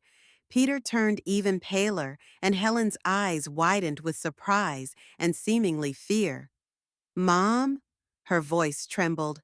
How are you? I didn't answer right away.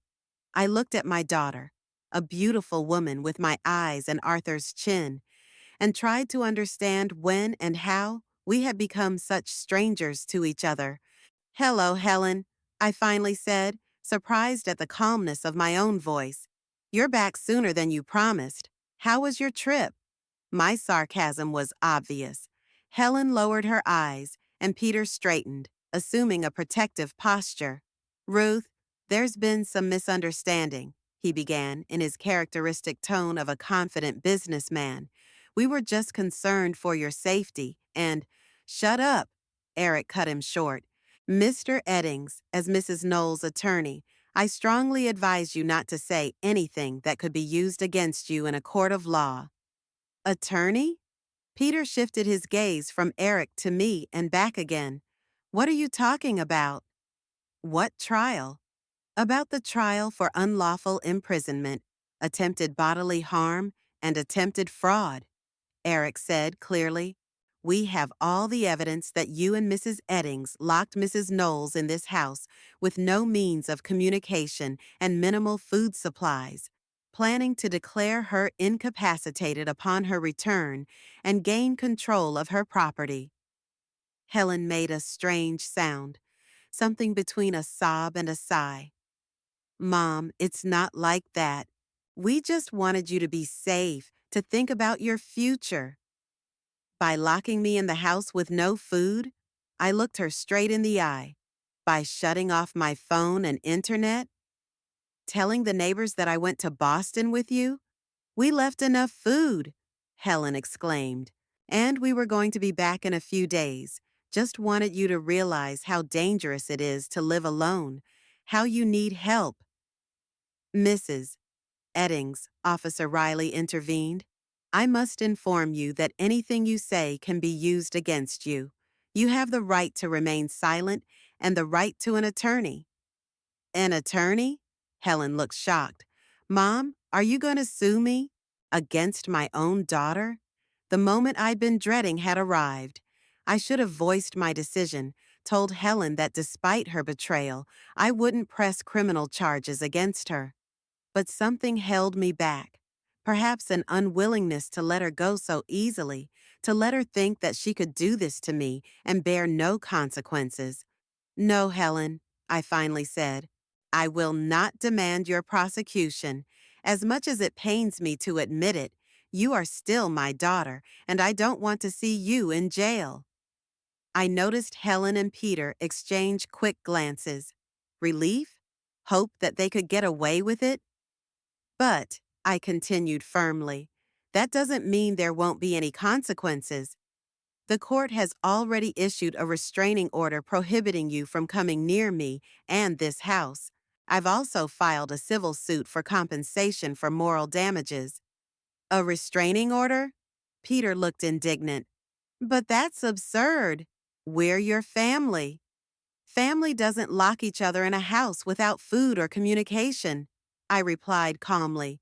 Family doesn't plan to declare you incapacitated to take over your property. We've never, Helen began, but I held up my hand, stopping her. I heard your conversation, Helen, that night when you thought I was asleep. I heard Peter talking about his plan with Dr. Harris, how you were going to declare me incapacitated and sell the house. Helen turned pale. Mom, it wasn't like that. We were just discussing possibilities. We never... Enough lies. I could feel the anger rising inside me, but I tried to keep it under control. I don't want to hear any more excuses. I've brought all the necessary paperwork to inform you of my decision. I nodded to Eric and he pulled a folder of documents out of his briefcase. First, here are the results of my medical examination by 3 independent specialists. I'm fully competent, sane, and of sound mind. Second, here is a copy of the new will I made yesterday.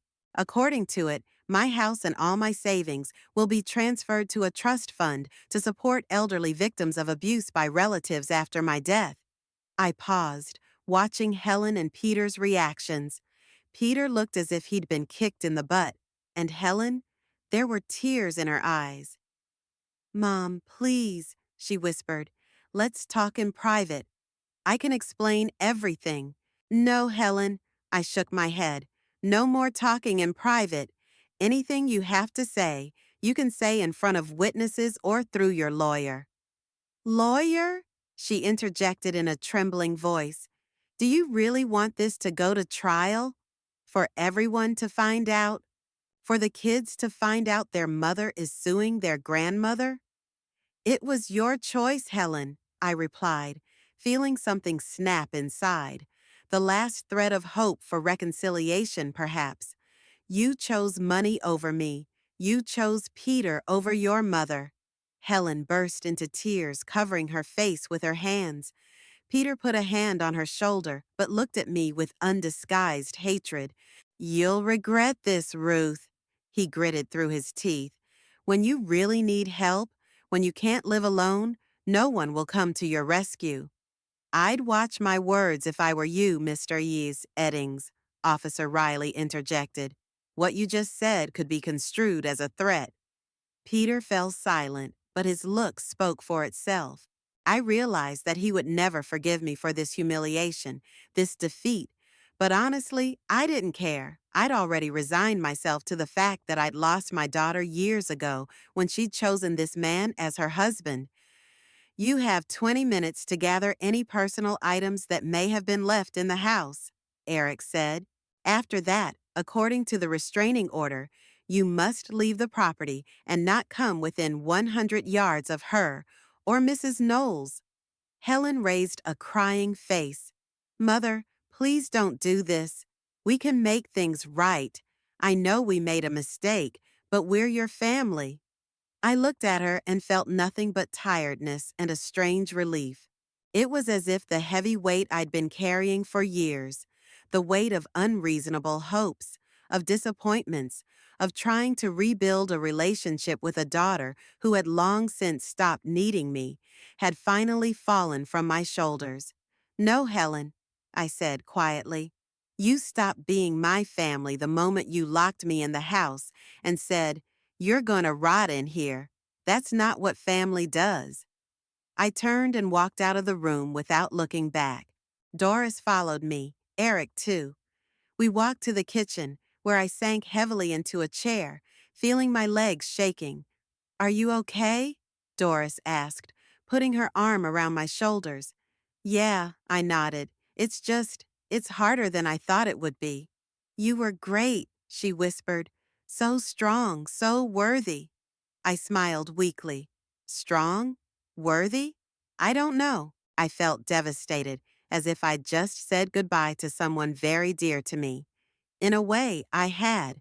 I had said goodbye to an illusion, to the hope that one day Helen and I would be close again. 20 minutes later, Officer Riley reported that Helen and Peter had left the house.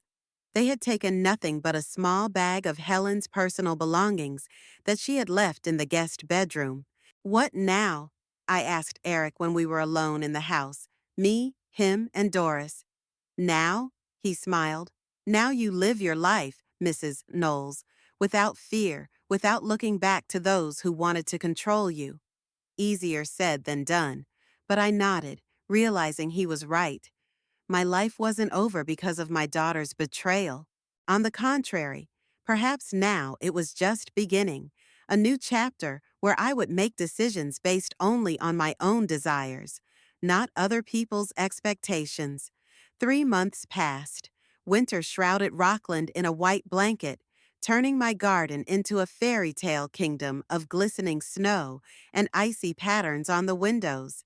I sat in my favorite chair by the window, cup of hot tea in hand, and watched Marty, my new friend, frolic in the snow. Marty was an older golden retriever from the animal shelter, a big, friendly dog with sad eyes and gray hair on his face. When I first saw him at the shelter, he came up to the bars of the enclosure and put his head in my lap, as if to say, "Take me home." And I couldn't resist. All my life I'd wanted a dog, but Helen was against it because of allergies, and then Arthur thought it was too much trouble. Now that I was completely free to make my own decisions, getting a dog was one of my first steps in my new life. Besides Marty, there were other new things in my life. I signed up for an art class at the local community center, another long-time desire I kept putting off. It turned out I had a definite talent for watercolor. My first timid landscapes were already adorning the living room walls, and the instructor said I was making rapid progress. I also started volunteering at the library twice a week, helping with the children's reading program. It reminded me of my teaching days and the joy I felt seeing the understanding light up in children's eyes. My life became fuller and brighter than it had been in years. Of course, there were difficult moments. Sometimes at night I would wake up from nightmares in which I was once again trapped in the house, alone and helpless. Sometimes, as I walked past Helen's room, which I had turned into an art studio, I felt a stab of pain, remembering the little girl with pigtails who had once lived there. But that pain grew quieter each day, overshadowed by new joys and discoveries. The civil suit was settled out of court. Peter, fearing a public scandal that could damage his real estate career, agreed to all terms, including significant financial compensation. I divided the money between the shelter where I found Marty and the Senior Citizens Fund. I hadn't heard from Helen. Doris, who had mutual acquaintances with her, told me that Helen and Peter were going through a bad time. After the incident with me, their marriage was beginning to crack at the seams. The twins, when they found out what had happened, apparently one of their friends had heard the story, were horrified and refused to speak to their parents for weeks. I felt no schadenfreude upon hearing this news, only sadness and a strange sense of completion, as if karma had finally caught up with those who had tried to manipulate and harm me. The doorbell rang, snapping me out of my reverie. Marty rushed to the door, tail wagging happily. He loved visitors. I got up and went to open the door, smiling at my furry friend's enthusiasm. Doris stood on the doorstep with a basket of cookies and a bottle of wine. "Ready for our movie night?" She smiled, entering and giving me a hug. "I brought everything you need." "More than ready." I took the basket from her. "Marty, let Doris through. You know it's Aunt Doris." Doris laughed, scratching Marty behind her ear. They adored each other, and when I left for a weekend trip to Boston, a real trip, not a made-up one like the one Helen lied about, Marty would stay with her. "How was your art class?" Doris asked, walking into the living room. "Wonderful." I pointed to the new watercolor standing on the easel. "Mr. Parker says I have a special sense of light. I'm not sure what that means, but it sounds nice." "It's beautiful, Ruth." Doris examined the painting. "A landscape with a lake surrounded by fall trees. You really have talent." We settled on the couch with glasses of wine and cookies, getting ready to watch a new movie Doris had brought. Marty settled down at my feet, sighing with satisfaction. "By the way," Doris paused, "I heard the news about Helen." I tensed. "What kind of news?" "She and Peter are getting a divorce." She filed for divorce last week. I was silent, mulling over this information. Part of me wasn't surprised. Their marriage had always seemed to me to be built on a shaky foundation. The other part felt a strange mixture of sadness and relief. Maybe without Peter's influence, Helen could change, become a better person. She she hasn't tried to contact you?" Doris asked cautiously. "No," I shook my head, "and I'm not sure I want her to." "Some bridges can't be rebuilt, Doris. Some wounds don't heal." Doris nodded, understanding. She'd been by my side since the beginning of this story, seen my pain, my tears, my slow rebirth from the ashes of betrayal. "You know," I said, looking out the window at the snow-covered garden, "I thought I'd feel alone after all this. No daughter, no grandchildren. But I'm not alone. I have you, Marty, my new friends from art class, the kids from the library. I feel more alive and free than ever." "Because you're finally living for yourself, Ruth." Doris squeezed my hand. "Not for your husband, not for your daughter, not for other people's expectations. For yourself." I smiled, realizing she was right. All my life, I'd existed within other people's ideas of what I should be: a good daughter, a perfect wife, a selfless mother. Now, at 65, I was finally beginning to recognize who I really was, and I loved that discovery. Marty laid his head in my lap, looking up at me with his intelligent brown eyes full of love and devotion. I scratched him behind his ear, feeling a warmth spread through my body, a warmth of gratitude for this new life, for a second chance, for the freedom to be myself. So, shall we turn on the movie? Doris asked, grabbing the remote. Come on. I leaned back on the couch, feeling cozy and relaxed in my home, which was no longer a cage, but a true refuge. Snow continued to fall outside the window, covering the world with a white blanket, a symbol of new beginnings and blank pages. And I was ready to write on this blank page a new story, my own, without fear and without looking back at the past.